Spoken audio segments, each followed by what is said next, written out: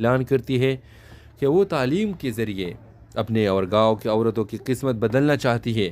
زید بھی آئلہ کے ساتھ کھڑا ہوتا ہے اور گاؤں والوں کو یقین دلانے کی کوشش کرتا ہے کہ تبدیلی خواب کی علامت نہیں بلکہ ترقی کی کنجی ہے۔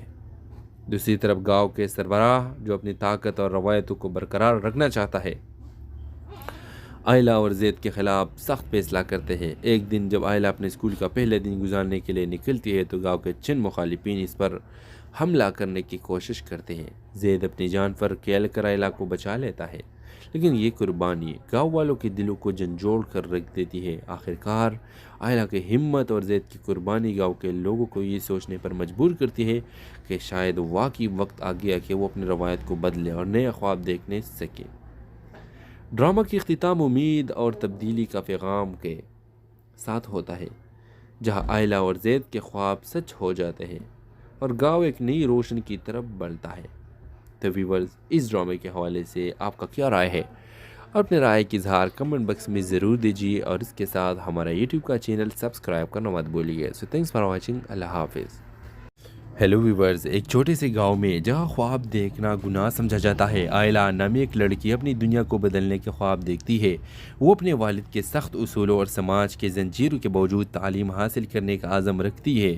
آئلہ کی ملاقات شہر کے ایک نوجوان استاد زید سے ہوتی ہے، جس کے خوابوں کو پروان چڑھانے میں مدد کرتا ہے، لیکن گاؤں کے روایتی نظام اور زید کے رازدارانہ ماضی کی حقیقتیں ان دونوں کے راستے میں رکاوٹ بن جاتی ہے۔ کہانی اس وقت نیا موڑ لیتی ہے جب آئلہ کو زید کی اصل شناخت کا پتہ چلتا ہے اور وہ اپنے خوابوں کو حقیقت میں بدلنے کے لیے گاؤں کے نظام سے ٹکرانے کا فیصلہ کرتی ہے۔ زید اور آئلہ کے درمیان محبت، قربانی اور عزم کی اس کہانی میں یہ سوال پیدا ہوتا ہے کہ کیا وہ اپنے خوابوں کی دنیا میں قدم رکھ سکیں گے یا سماج کی زنجیریں ہمیشہ کے لیے ان کے راہوں کو روک دیں گے۔ آئلہ کا فیصلہ گاؤں کے بڑے بڑے بزرگوں کے لیے ایک چیلنج بن جاتا ہے۔ وہ اپنے والد اور گاؤں کے سربراہوں کے سامنے کھڑے ہو کر اعلان کرتی ہے کہ وہ تعلیم کے ذریعے اپنے اور گاؤں کی عورتوں کی قسمت بدلنا چاہتی ہے۔ زید بھی آئلہ کے ساتھ کھڑا ہوتا ہے اور گاؤں والوں کو یقین دلانے کی کوشش کرتا ہے کہ تبدیلی خواب کی علامت نہیں بلکہ ترقی کی کنجی ہے۔